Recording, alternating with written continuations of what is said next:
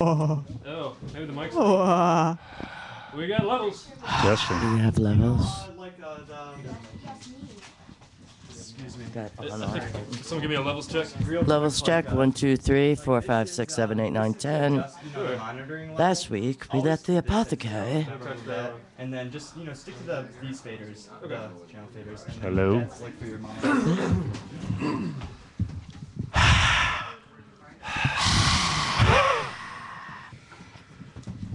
Good evening, everybody. Welcome to Onion Breath Radio Theater. So good of you to join us.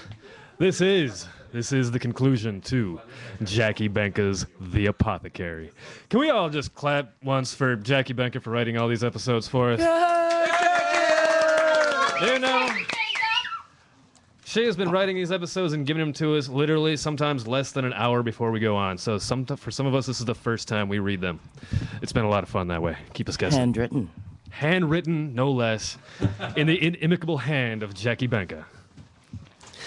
I'd also like to thank everyone who's been reading for us for these last 4 episodes. Brooke Maroldi, Greg Ryan, Mike Kiley, Jennifer Grundy, Rick Fresca, Andrew Parchman, Michelle Puera, Jesse Miller, Laura Holterman, Dylan Zaleski, and myself, Joshua Bryan. This has been a blast, everybody. I'm so happy you all made this possible. And now the exciting conclusion of The Apothecary. Last week we left the apothecary with Della Domino lying in the arms of the apothecary in a pool of her own blood. But before she expelled her final breath, she squalled the real name of undercover agent Amanda Grove. And now we return for the final chapter of The Apothecary. My blood ran cold and my mind went blank. Amelia Baker was one of Robert Largo's agents, and her partner was responsible for my sister's death. Daniel Maxwell had made good on his escape, leaving this harlot, Amanda Grove, at my mercy, or lack thereof. There was only one suitable punishment for her, the one thing I reserved for those who had wronged me so grievously that mere death was not enough. A combination of every pain-inducing toxin I owned, the cocktail. I'd used it only once on my treacherous ex-wife Miranda.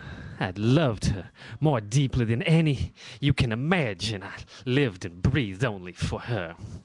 I trusted her with every aspect of my life. She knew my business, knew that the luxury she enjoyed came from drugs and robbery, but she didn't care. She loved me and trusted me the same passion I felt for her. Or so I thought. A year after I married her, Della, my Della, saw her coming out of a police station. She told me what I had seen, what she had seen, though she was afraid of what my reaction would be. Now, before you go off on me for bringing you bad news, I want you to remember that you asked me to tail Miranda and report everything to you. Yes, I remember. Well, last night, late, she snuck out of your house and went to the police station. Yes. She was in there for hours, and when she came out, she was escorted to her car by a deputy. He shook her hand before he left her and told her that he would take care of things personally. What do you think she was doing? I'd like to think the best about the missus, boss, but I've got a bad feeling. Indeed. She seemed pretty shaken up after you killed Nelson and his wife. She did. We must be very careful. You shouldn't go to the concert with her tonight. I won't. Della, do you have the key to the lockbox? Always. Good. I'm going to need it. You're thinking of giving her the cocktail? If I have to. But she's your wife. Irrelevant. Traitors are traitors, and if what you say is true, then the punishment must be harsh. That bitch squealed, and I'll make her scream. Boss, there is no antidote. Once it's in, it's done. What would you have me do? My wife has turned on me. I am betrayed and disgraced. We don't know that she talked. She might have just reported her purse stolen. Della, if any common thief was stupid enough to mug her, then one of my men would have caught the bastard and would be 6 feet under by now. This is bad, boss. Agreed. Come in. Jeremiah, sweetie, are you ready to go to the concert? Not just yet. Oh, hello, Eleanor. Are you coming along with us? No, I'm really tired.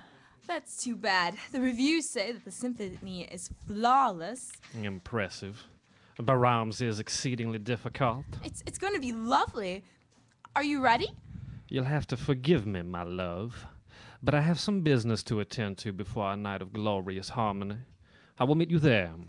But who will escort me? Bruce Yaman, he's a good man. He'll watch over you until I arrive. Don't you want to walk in with me on your arm? I will dote upon you when we are seated in the theater. The boss and I waited in the theater parking lot for Yaman to arrive with Miranda. We noted 3 unmarked squad cars also waiting. When Bruce opened her door and she took his arm, police forces moved in. They tackled him and we heard Miranda yell. No, that's the wrong guy! Jeremiah told me to go, and we sped off. He was violently shaking from head to toe. We waited at their home for Miranda to return. When she did, I ambushed her, and he injected her with the truth serum. She passed out in my arms, and we bound her to a chair. Did you give her the full dose? Yes. She'll come around when she is ready to talk. Jeremiah? That shit works fast. Why am I tied to this chair? I have a few questions for you, and I don't want you to run. Why would I run from you? You tell me. I don't understand. Well, that's not a lie. When you arrived, I injected you with a very powerful dose of honesty. I can tell by the look on your face that you know what it does. Yes. Good. Boss, can I ask her the first question? Go right ahead. Thank you. Miranda, what do you think of me? You're a horrifying, self-loathing sociopath with an incestuous love for your brother. Oh, Well, that's good to know. How many men have you slept with? 28. I can't say that I'm surprised. How many since you were married? 3. What a scandal. Shut up, Della. Yes, boss. What do you think of me, Miranda? I love you, but you're a killer. You need to be contained and kept away from society. Did you tell that to the police? Yes. Did you mean to have me arrested tonight? Yes. Did you tell them my real name? No, never. Della, would you excuse us? I'd like a word alone with my wife. Right, boss. Miranda. Miranda, why? Why would you do this? You knew I would never hurt you. I was scared. Are you still afraid, my darling? Yes. As you should be. What was that? A combination of every poison I have. Jeremiah, please. There is no antidote. You have betrayed me. Oh, God, it hurts. Don't fuck with the apothecary. But I loved you. Goodbye, Miranda.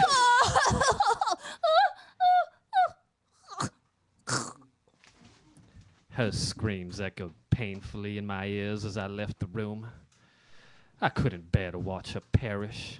Die, I thought. Just die. I continued that mantra until I was screaming it at the door.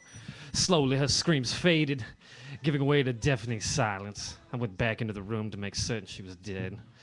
This was the day I'm haunted by what I saw. Her mouth hung slack in one last unheard wail of agony. Tears stained her face and her eyes. Those eyes which had bewitched me the moment I gazed into them were bloodshot, pupils dilated in an inhuman level. That same fate now awaited Amanda Grove. I grabbed her by the back of the neck and I took the gun from her belt before she could reach for it. Listen, boss, whoever you are, you don't want to do this. Shh. Things like this cannot be rushed. I want to enjoy killing you. Stand up. Murdering a federal agent in cold blood isn't going to go well for you. In cold blood? No, no, Amanda. You'll find out very soon that my blood is boiling. The weight of my 13-inch cock felt almost as good as my Glock 23 in my shoulder holster. It had been a long time since my last field assignment, but with Amanda's life at stake, I felt 20 years younger. We sped across the city in an unmarked squad car. I'd never been more terrified in my life. Robert and I had forces on standby waiting to move in on a signal, but I had no idea how many men we'd be up against. There was a very real possibility that I wouldn't come out of this alive. We parked the squad a few blocks away from the warehouse and approached from the rear on foot. The place was silent, seemingly empty. But I knew better than to hope. As we approached the loading dock, I heard a familiar voice shout, Rousseau! "Fuck." Hands in the air, lover boy. You got balls coming back here after what you did. And you brought a Finn. Who the hell are you, old man? John pointed his gun at Robert and pulled back the hammer. Robert remained calm. Old man, that's not what your mother called me last night. You son of a bitch. No one says an unkind word about Mom. I should shoot you in the fucking mouth. Relax, boys. I'm just razzing you. I'm here doing the boss a favor. How do you know the boss? Who are you? The name's Sean Spencer. Spencer. You ever met a Sean Spencer? No, but I heard the boss talk about him. You think this is the guy? Could be.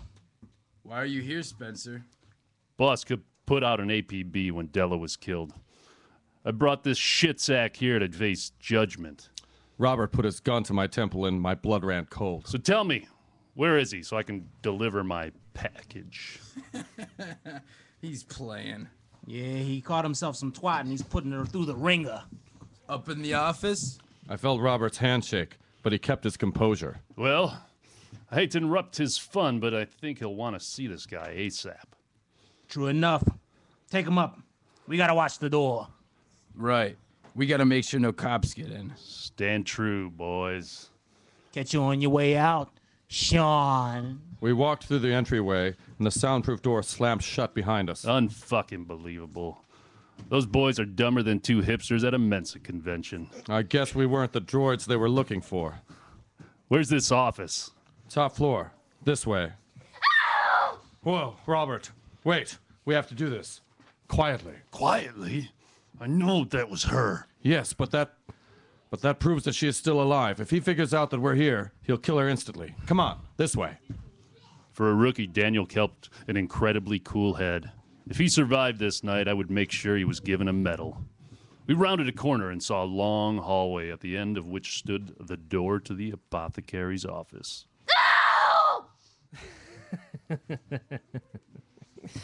The last time I felt that particular toxin coursing through my veins, it felt like razors being pulled through my bloodstream. Does that still hold true today? Yes! Good to know. This next one was intended to be medicinal. Unfortunately, when human testing was done, it was discovered that it affects the nervous system. It will ease the pain in your blood, but will cause painful muscle spasms and crapping. Oh, why don't you just kill me, you bastard? Oh, but I am killing you. Slowly. You see, Agent Grove, I am unable to get the key from around my sister's neck, as it is embedded in her chest. What key? The key to the lockbox that holds the cocktail. She held it for me, so I wouldn't be tempted to use it on myself when dark thoughts drifted into my psyche. You wanted to end it all? At times. Fortunately, she kept it from me. But now the key is unavailable to me, so I must brew a new batch inside of you. This next one you are familiar with. Siberian tree frog venom. I've taken the liberty of omitting the flytrap root oil. That's what causes the heart failure. And we wouldn't want you to expire too soon now, would we? No, because if she dies, it's my ass. Daniel! Ah, the infamous David Rousseau. It's good of you to join us, Agent Maxwell. Nice shoulder roll. That's what I thought. Robert! Robert! Jeremiah Stokowski. It's good to see you again, Professor. What the hell have you done? Become great. Isn't that what you always preached in your lectures? You had Eleanor and I idolizing the most notorious criminal minds. Now I am the idol. You are fucking psychotic. All the greats were. What's happening to her? The poisons are converging in her system. You better fix her now. No. But I can put her out of her misery. No! Oh, I see. She's not merely an agent to either of you, is she? You don't need to know anything else, Jeremiah. Oh, come on now, Robert. The cat's out of the bag. The four of us are all as close as the best of friends. Let's have no more secrets among friends. No? Very well, I'll offer you information. What do you want to know, Robert? How? How did you make all this happen? You start with such an easy question. My dear parents made this possible. As the sole heirs to their estate, it was relatively simple for me and Eleanor to start this little operation. Once they were dead. You killed them. Technically, Eleanor killed them. I simply supplied tainted chicken. She was so loyal. She always did the dirty work. You just used her to keep your hands clean, did you? Do not assume that you know me, Agent Grove, because you don't. I didn't use Eleanor. She was devoted to me in the way that no one else was. She did what I asked because she shared the same vision. What kind of vision is that? A prison cell? It would be far better than this society. Here, there's no loyalty, no true trust, no order. We wanted to fix that. How did you establish your order? Fear. Those who work for me obey me because they fear. For their lives. Fear can do amazing things to even the strongest men. Look at yourself. Fear losing her caused you to rush in here, guns blazing, and now that same fear will make you answer my question. What is she to you? She's my daughter, and if you kill her, you'll die next. Daughter. Fascinating. And what is she to you, Daniel? Some long-lost cousin? Is this truly a family affair? No. So you care about her. We have a Romeo here. Yes. Don't hurt her. Shoot me. Brave words. Don't worry. You'll get what's coming to you. Yeah, that's what Domino thought. You see what happened to that bitch? Don't you speak about my sister that way. She's not your sister anymore. Shut your She's mouth. a corpse. Shut your mouth! Put your gun on me. Murder me. I enjoyed killing Della. Her name is Eleanor! Della! The next few moments were a blur. Shots were fired, and I felt one graze my shoulder. Lucky for me, the toxins in my blood eased the pain of the bullet ripping through my flesh. A wound that would hurt me more stitched up than it would being inflicted. When the smoke cleared, Daniel and Jeremiah were on the ground. Daniel was breathing. The apothecary was not. Amanda, are you okay? Yes, my shoulder is raw, but I'm fine. The idiot didn't know the Siberian tree frog venom had healing agents as well. Thank God. Man down. Where'd he get you, Maxwell? My leg. Fuck, it serves you right. After a stunt you pulled, tugging at his nerves like that was a rookie mistake that could have gotten us all killed. Pop, lay off of him. His rookie mistake saved my life. See? I knew you'd warm up to me. Agent Cheryl Hildman, Internal Affairs Report, on the events of August 19th and the slaying of Jeremiah Sitkowski, codename the Apothecary. Shortly after their arrival on the scene, forces arrested brothers John and Henry Booth, who were completely unaware of the events that transpired in the warehouse they guarded. Coroners report that the cause of death for Jeremiah Sitkowski were multiple gunshot wounds to the head, neck, and chest. It should also be noted that due to the extreme amounts of toxins in his system, Sitkowski's body did not begin to decay until days after his death. Eleanor Sitkowski, codename Della Domino, was found dead in the warehouse dormitories. Agent Daniel Maxwell has confessed to the slaying, but no official charges will be present or pressed. Agents Maxwell and Grove have been given medals of honor. Robert Lago has resigned from his post as head of special investigations. Excuse me. He will be replaced by newly appointed Sergeant Amanda Grove. This will therefore be my final report as lead of internal investigations. To conclude, case 124110, the Apothecary, officially closed. And thus we end the saga of the Apothecary, written for you by Jackie Bender. Thank you for listening. Be sure to tune in next week as Onion Breath Radio Theater takes you into the fantastical world of Janine Hook. Thank you all and good night. What's wrong with you?